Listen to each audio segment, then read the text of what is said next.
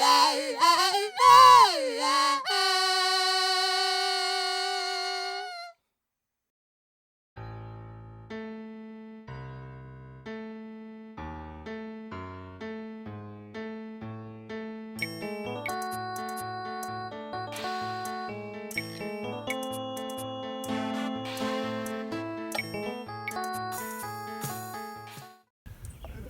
I'm Bill Birdsall, also known as Thinkenstein, and we are here on the roof of Casa Mucaro, my house in Puerto Rico.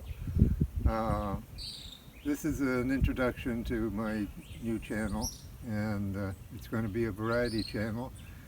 You won't really know what's coming up because I don't really know myself, but hopefully you will be entertained and hopefully inspired, and it'll hopefully keep me in contact with the rest of humanity.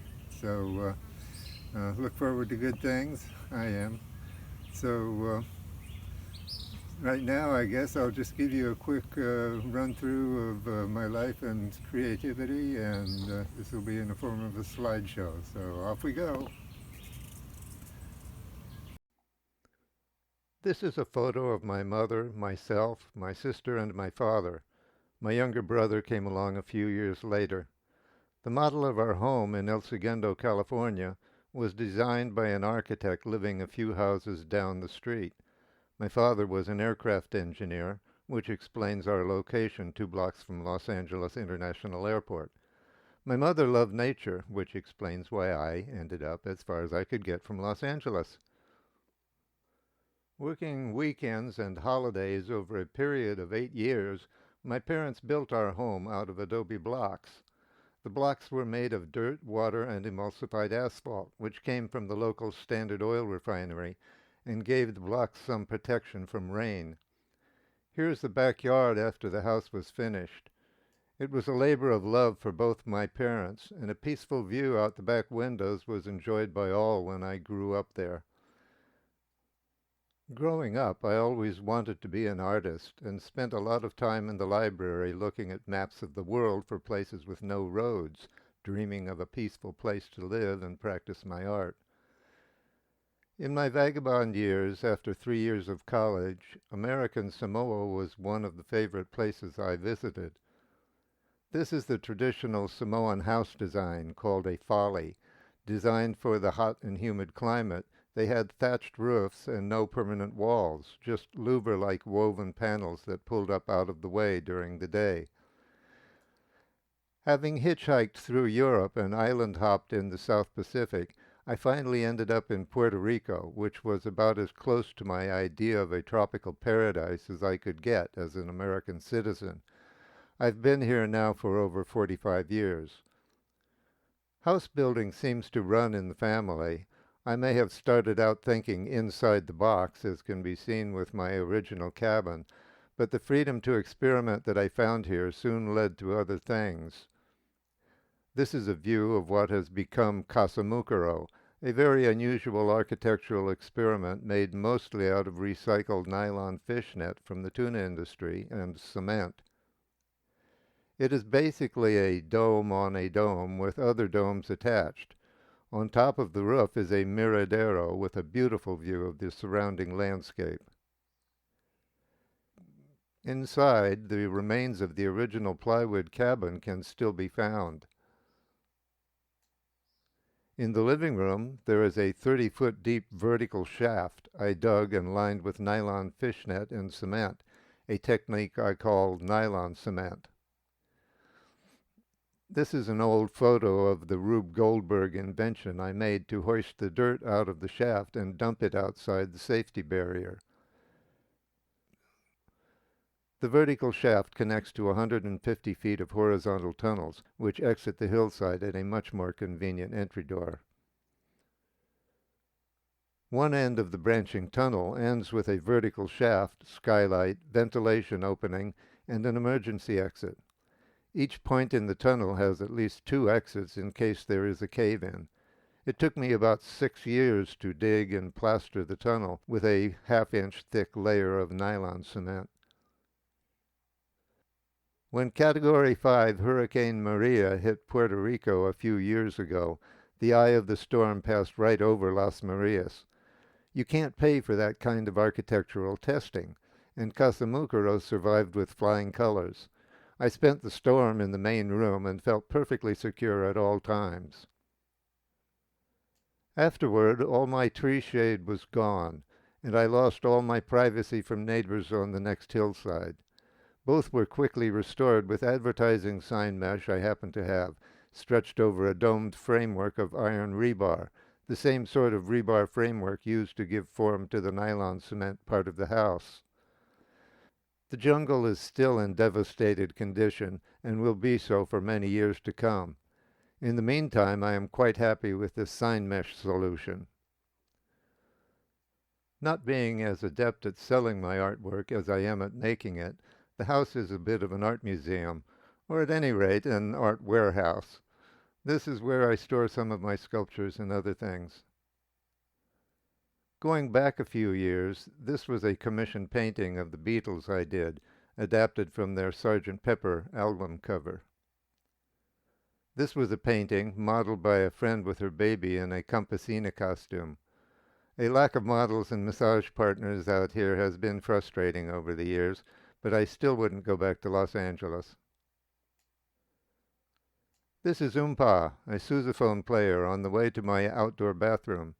She is relatively lightweight, being made out of styrofoam, with a thin layer of nylon cement over it. Here we have a life-size statue of Bartolo, my neighbor all these years. He is emptying his coffee basket into a sack, a common sight here in coffee season. I donated this statue to the town of Las Marias. It stands near the Central Plaza and City Hall. I wanted to memorialize the common man, not some figure out of politics or religion.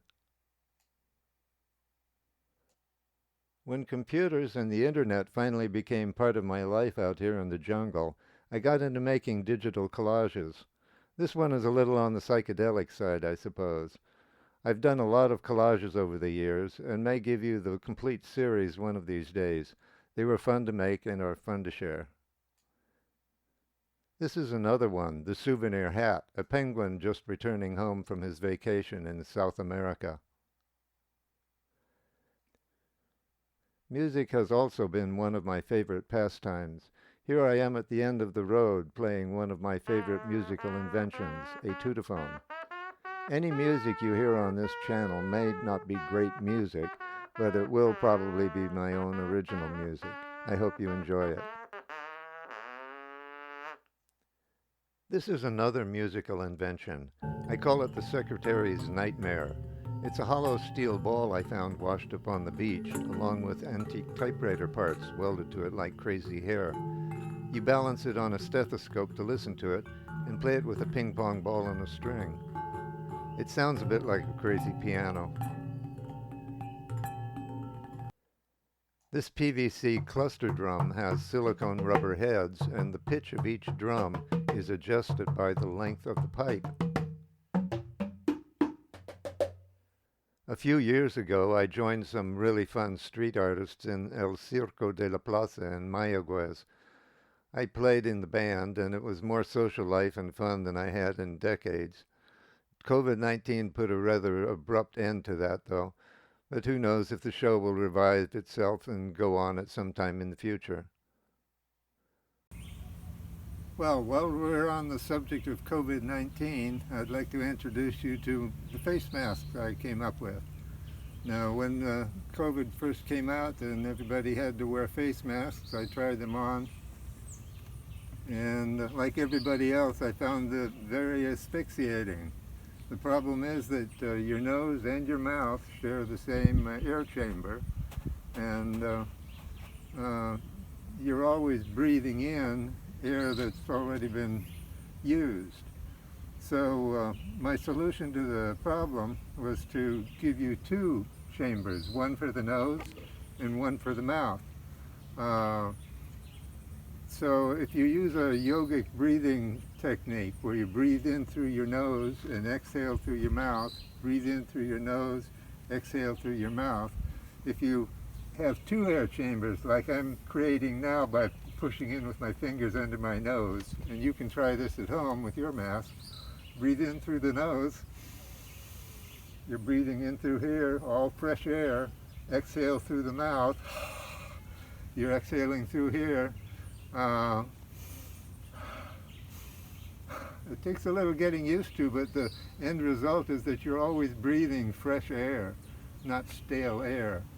So this is the mask I came up with. It uses a cat food can for the mouth with some coffee filter paper and rubber bands. And then the divider between the nose and the mouth is this area of the mask here. So I'm always inhaling through these filters and exhaling through this filter. It goes on like this. Little sliding toggle up here to hold it on.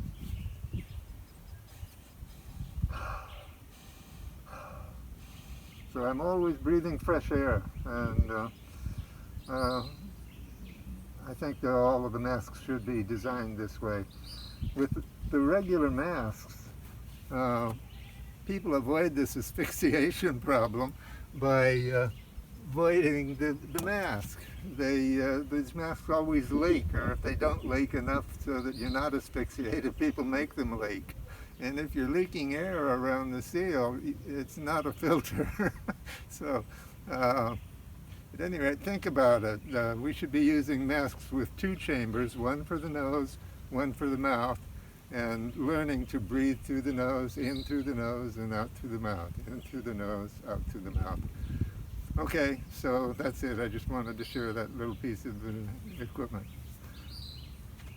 Okay, well, I guess that's about it for today, but before we go, I want to give special thanks to my friend Deontay Belmont, and he's been very helpful with technology and those amazing drone photos, so thank you, Deontay. And also, please like, subscribe, and leave your comments below. So, don't know what's coming next, but we'll see you next time.